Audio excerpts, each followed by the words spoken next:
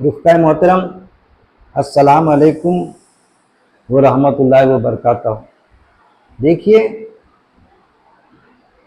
اللہ کے لیے اصل میں ایک ہی زمانہ ہے۔ قرآن میں جو اللہ نے فرمایا نا کہ اللہ کے لیے الگ زمانہ نہیں ہے۔ اللہ نے زمانے کی قسم کھایا، زمانے کی قسم، انسان در حقیقت گھاٹے میں ہے، توٹے میں ہے، تو اللہ کے لیے ایک ہی زمانہ ہے۔ آج جو حالت ہے قرآن کے ساتھ میں، جو ہمارا برتاؤ ہے،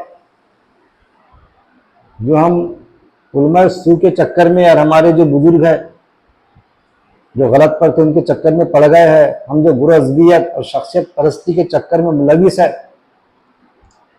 یہ چیزیں پہلے بھی موجود تھی۔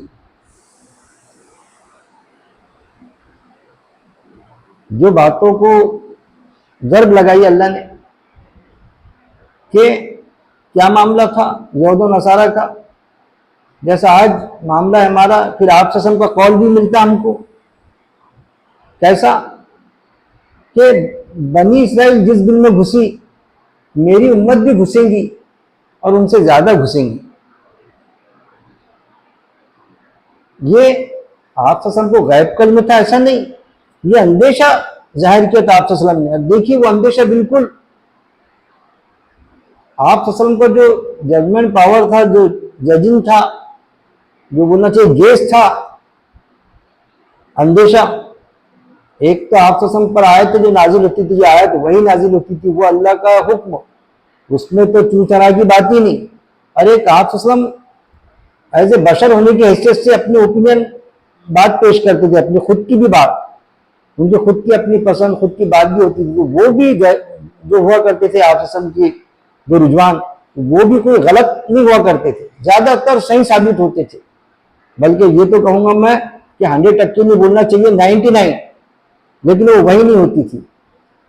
دیکھیے آج اب اگر ہم قرآن کی کوئی بات پیش کریں کہ بھائی قرآن میں تو ایسا ہے، اب پھر ہم آیت پیش کر دیں کسی کو، آپ اگر تو سب سے پہلے وہ اس میں جو گروہ عصبیت کا بھوت سوار رہتا، وہ جس جماعت سے جڑا ہے وہاں جاتا ہو، ان سے پوچھتا کہ مولانا صاحب، عالم صاحب بتاؤ یہ کیسا کیا ہے، تو وہ بتاتے اس کو ایسا نہیں ایسا ہے کر کے، یہ کیونکہ پھر آ کے بھائی ہماری جماعت کا یہ ویوز نہیں ہے۔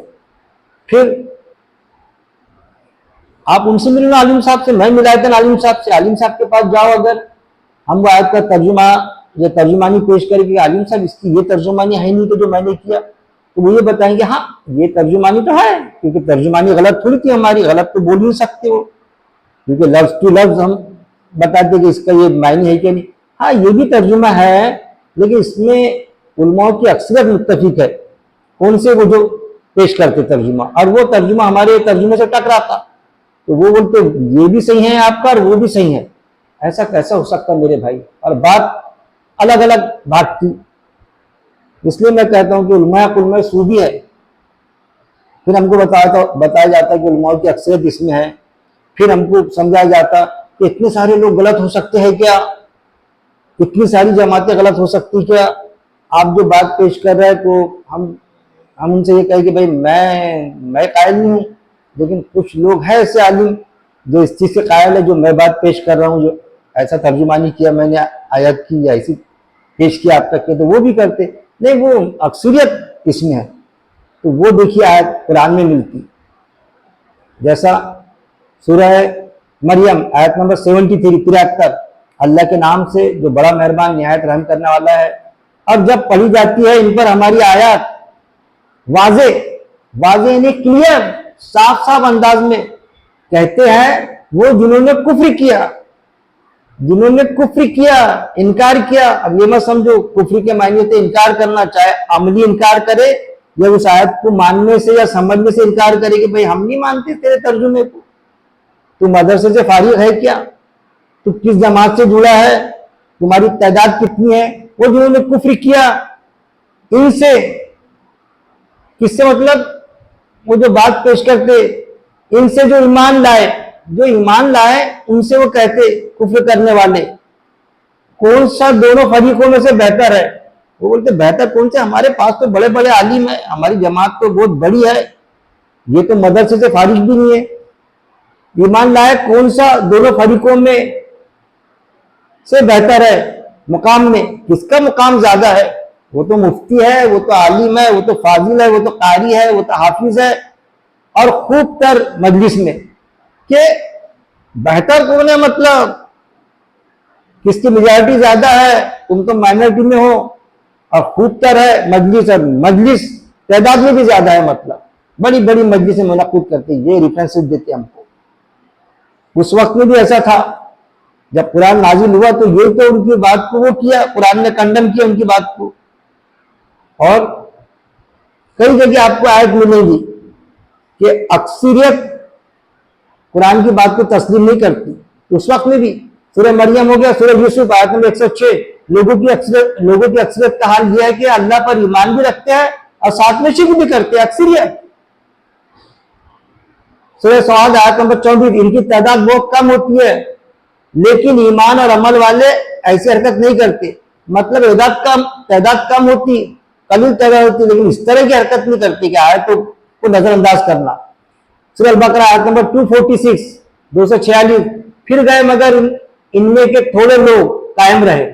سورہ البقرہ آیت نمبر 249، یہ پانی پی گئے لیکن ان میں کچھ تھوڑے لوگ امتحان میں کامیاب رہے. سورہ ال عمران آیت نمبر 110، ان میں کچھ لوگ ایمان والے ہیں اور اکثر لوگ حکم کے مطابق چلنا نہیں چاہتے. سورہ نساء آیت نمبر 155، ان میں کے تھوڑے ہی لوگ ایمان لائے. سورہ المائدہ آیت نمبر 49، سچ تو یہ ہے کہ بہت سے لوگ بے حکم ہوتے ہیں. سورہ المائدہ آیت نمبر 103، اکثریت بے عقل ہے. سورہ البقرہ آیت نمبر 66، اور ان میں کے اکثر لوگ بہت ہی خراب کام کرتے ہیں.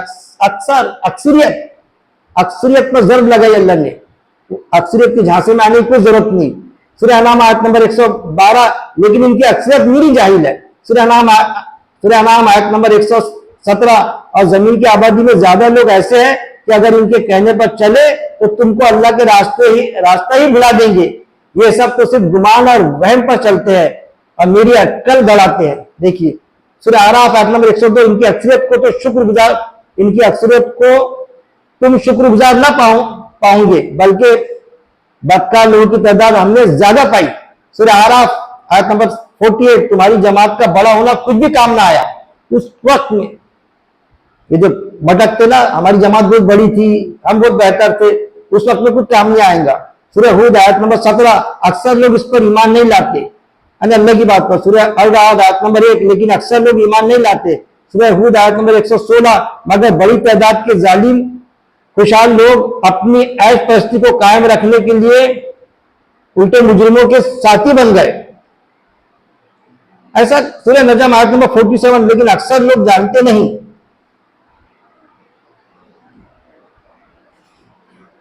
سورہ النحل آیت نمبر 101، جب ایک ہی آیت کی جگہ دوسری آیت ہم بھیجتے ہیں تو کہتے ہیں کہ یہ خود بنا کر لایا ہے. ان کی اکثریت بے علم ہے. کم سے کم 28 مقامات، اس سے بھی زیادہ مقامات پر آپ کو ایسا ملیں گا کہ اکثریت قرآن کی بات کو تسلیم نہیں کرتی. آج بھی، اور اس وقت میں بھی نہیں تسلیم کرتے تھے. آج بھی یہ حال ہے کہ کبھی جانے انجانے میں، کبھی علماء رسول کے جھانسے میں آ کے ہم کو بہکایا جاتا کہ بھائی اتنی بڑی جماعت، اتنے سارے لوگ غلط ہو سکتے ہیں کیا؟ تو کوئی ضرورت نہیں امپریس ہونے کی. قرآن کی آیت کو پڑھنا، اس کے مطابق زندگی بسر کرنا بس.